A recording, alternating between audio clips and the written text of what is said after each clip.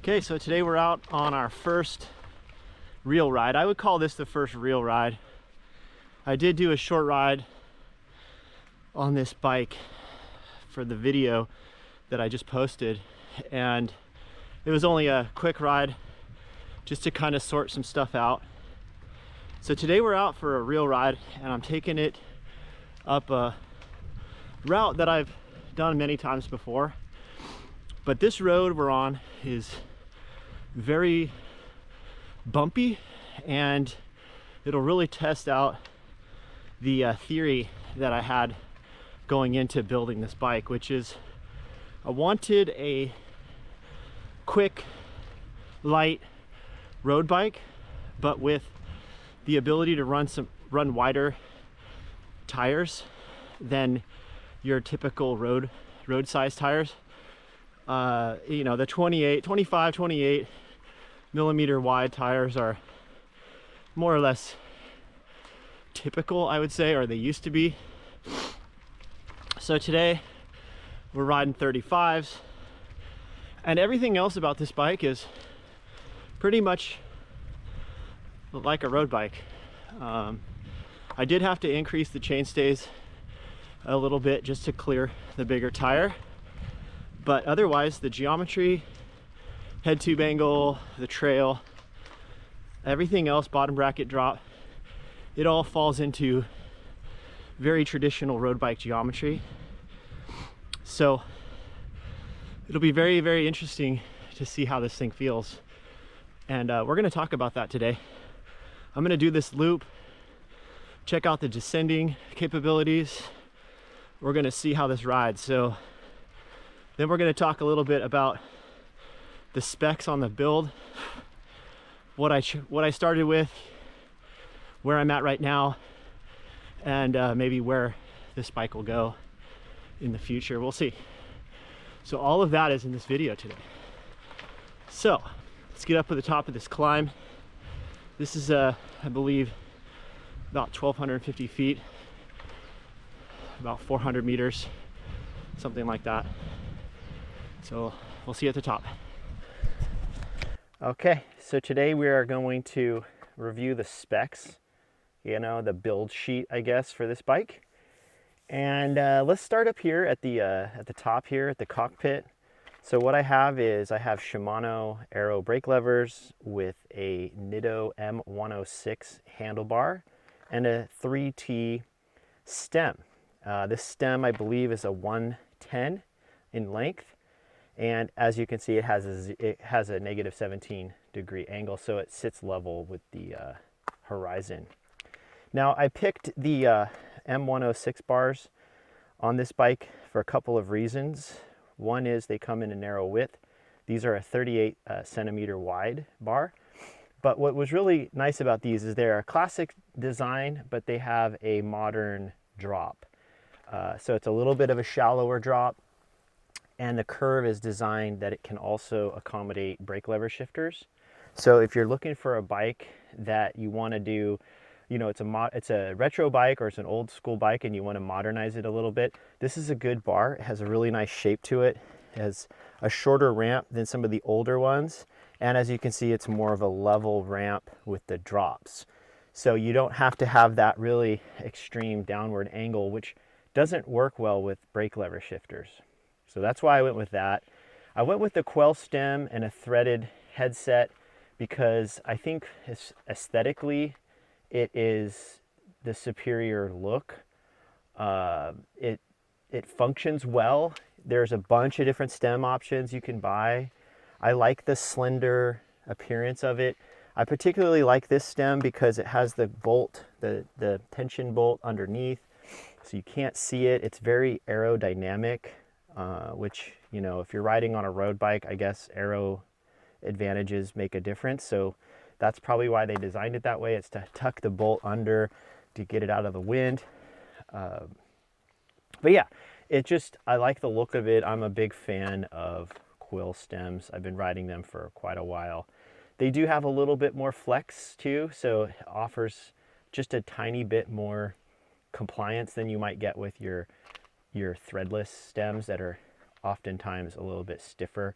they have a larger section modulus here, so it's going to stiffen it up, and then you're going to be relying on your tire pressure and your fork to give you that comfort. But with this, it adds to the comfort. So that's why I decided ultimately in the end that this bike should have a quill stem. And I can't say I'm disappointed at all. I think it came together really nicely. So moving on here, we've got the basic saddle, Ritchie seat post, and for brakes, I'm running the Shimano BR 600s. These have a mid reach to them, so they're not long reach and they're not short reach, but they are mid reach, and they allow for up to like a 38, even maybe a 40 millimeter tire, depending on your fork crown and the geometry. But I'm running 35s, and I have a lot of tire clearance still. I mean, I have enough tire clearance. I don't want to say I have a lot, but I have enough to clear anything that might get in there, and a little bit of extra room for, you know, comfort, while still maintaining a nice clean look, I think.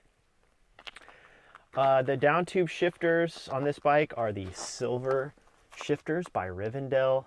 These are a friction shifter with a ratchet mechanism inside, so they are not indexed at all.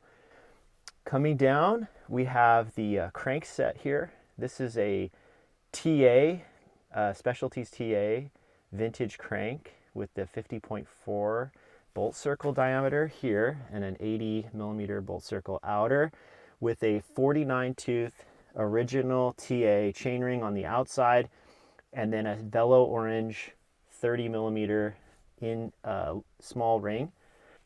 The derailleur here is an Ultegra Road. I think this is a 66 or 6700 series.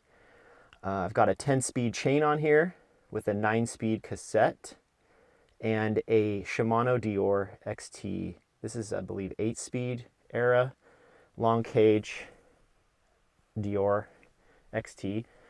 I run the 10-speed chain because with these shifters, I find you get a nice margin of error back here in the rear when you're shifting, so you don't end up with the chain trying to catch the lower or upper tooth on the next cog over from it. The 10-speed chain just gives you that little extra wiggle room, so it just works fine. I haven't had any trouble with it. I buy the KMC chains. I will say the one chain I've had problems with are the KMC extra lights, where they have they're cut out here to save a little weight. Those I would avoid if you do a lot of if you're not careful shifting, or you just are hard on your shifting at all. If you shift with too much pressure on the pedals, I would not buy one of those chains. Just a word of caution.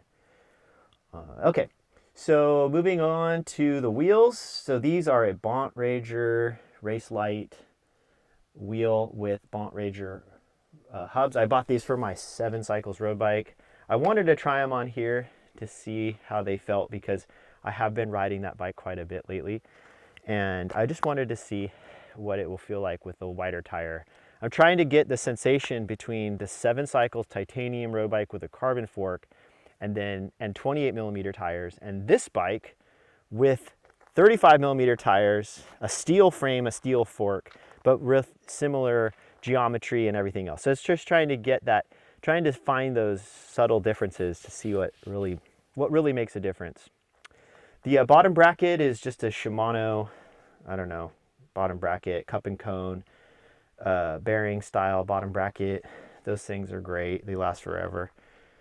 And the frame, steel frame with Columbus SL main tubes, a Columbus Zona seat tube, and a Reynolds 631 fork blades that I bought from Torch and File. The fork crown, I believe, is the slightly wider one. It's a 40, I think it has a 42 millimeter internal width between the tangs. And then the seat stays are, and the chain stays are round oval round, and that's how I got the tire clearance to work without having to do any bending. The seat stays are tapered They're 14 millimeters at the top, and I think they're 12 millimeters down here. And the dropouts are vertical dropouts. They're a lug style, socketed lug style, and the lugs are all just standard tubing lug diameters. So the top tube is 1 inch or 25.4. The down tube's 28.6 or inch and an eighth. And the seat tube is 28.6 or inch and an eighth. The head tube is 1 inch threaded, and like I said, it's Columbus SL, it's a mix of Columbus SL, mainly the main tubes, and then the seat tube is Columbus Zona, and then the stays, I think, are Columbus also. The only Reynolds tubing is just the fork blades. And the fork curve was curved by Torch and File. I think they curve their own, they do their own curves. So, yeah. The decals are custom. I designed the decals. I haven't done a fork head tube badge yet, but I'm calling this bike the West County 420. Got the 420 down there. That's to represent the 420 length chainstays, which is a unique length for West County because it's designed to fit a slightly wider tire. But a lot of our roads are like these here where, you know, it's pavement, it's not gravel, but it's rough. And on a road bike, you would get your fillings, used to get your fillings knocked out just riding down these roads. So over the years, I've just gotten used to riding slightly wider tires.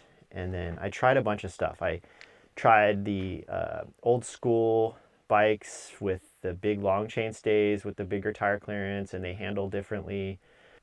Okay, so what I want to do, we're going to descend down this descent here and check out the handling. So then we'll discuss the way the bike feels, the way it rides, my impressions of it, and how it compares to some of the other bikes that I own.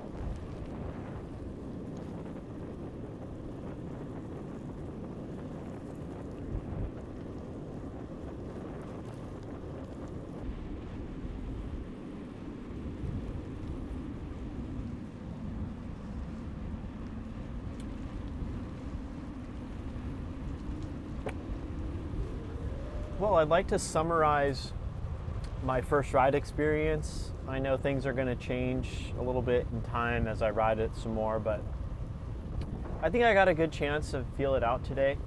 I got to do a big climb, 1,200 feet, about 400 meters, climbing on some pretty rough roads, real steep gradients. And I got to descend a pretty technical descent.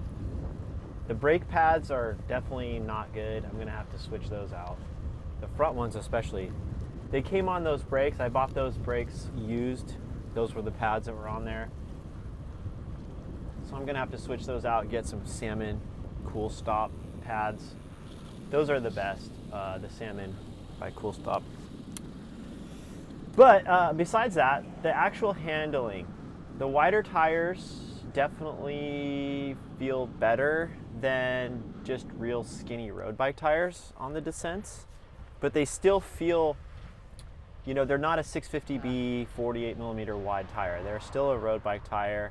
So you do feel that, you know, you feel that sensation of, not being on the edge necessarily, but you just feel like if you went a little too fast, you'd lose the tire. Whereas when I ride my wider tires, my gravel bike or my rando bike with the wide tires, I just feel like I can carve through any corner as fast as I want. They do offer a little bit more volume. The 35 millimeter tires are definitely nice. It still feels light and fast and snappy. You know, I'd give it that, if you know what I mean when you ride a road bike and you have that tire sort of tucked underneath you, you feel like you're pivoting on the back wheel. So even though the chainstays are a little bit longer than your more tucked road bike, the 420 is still pretty short, and I still get that feel of a tight, you know, steering around the back wheel. I feel like there's a lot of weight on the back tire, and you have to, when you're going into the turns, you can really like lean, you know, if you lean your weight into the front tire, you can get that front tire to just hook up really well. The fork is pretty stiff. It's not as flexible as my randoneering bike, so that Reynolds fork is definitely a little bit thicker steel, a little bit stiffer, but not like a carbon fork, not as stiff as you would feel if you had like my other road bike has an NV carbon fork, and it's definitely a lot stiffer, but this is stiffer than the randoneering fork. It has that neutral handling on the front. The trail sits right about 60 millimeters, so it has that real familiar feeling in the corners. So nothing was off about the steering at all. I really like the quill stem. I like that extra little flex that you get with it. And I think the overall stiffness of the frame probably is really, it's kind of where I like a bike frame to be. I've ridden some really flexible steel bikes, and I've ridden some really stiff carbon bikes, and I think this is the right balance. This has enough lateral stiffness that when you stand up, you don't feel like the bike is just whipping underneath you or flexing underneath you too much. But then when you're riding it, you don't feel like the bike is just, you know, a solid brick. My carbon bike that I have, it's one of the original Specialized Tarmac. It's an SL1. So I kind of know that feeling and how stiff that can feel and ride. This is a little more forgiving, but not so much like my randoneering bike where you feel a little bit more wiggle when you're riding it. This thing just feels planted. It feels right. I think for my weight and for my riding preferences on a bike that is unloaded like this for a daily bike, this stiffness is really perfect for me. So this is the Columbus SL. It's a 858 top tube. I think it's a 969 down tube, and this is all standard tubing. I have a bike that has an oversized down tube and a standard top tube. The top tube is 757, and with that oversized down tube, it definitely gives it that lateral stiffness when you're climbing out of the saddle. But when you're sitting on it, you feel the top end of the bike a little more. You feel that little bit more lateral wiggle to it. This one has just the most subtle feel. It feels really just, I would say, perfect. I think if I had to pick a frame stiffness that I prefer for everyday riding, unloaded, it's definitely this. And this is very much like the Colnago that I have, which is also Columbus SL, surprise, surprise, and standard diameter tubing. So I think I'm pretty much now convinced of what frame stiffness I like. And I've spent years trying to figure it out. And I think I'm pretty much fallen into it here. You know, maybe for certain things I could see going a little stiffer, and then maybe for other things I could see going a little bit more flexible. But this just kind of strikes that perfect balance for me. Wow, this is so cool. I can't believe I finally got a chance to ride this bike and really test it out. I guess I was a little bit, I will say, the back of my mind, I was a little nervous about the fork and whether it was going to break on me going down that steep descent. You know, it is kind of hard to trust your own workmanship but hopefully with a little bit of time and riding it, I'll get more comfortable. Well, anyways, I just want to thank all of you guys for following along on this little series that I came up with on making this bike frame. I know it took a long time, and I tried to combine it so that it wouldn't feel like it took a long time, but it did. And so I want to thank everyone who followed along the whole time. I want to thank all of you for all the comments. I haven't had a chance to respond to any of them recently. I've just been really busy, but I do want to thank all of you for leaving all the nice comments and all the encouragement. I am completely overwhelmed by how nice and thoughtful a lot of you have been in the comments. I really, really, really want to say thank you. I appreciate it so much.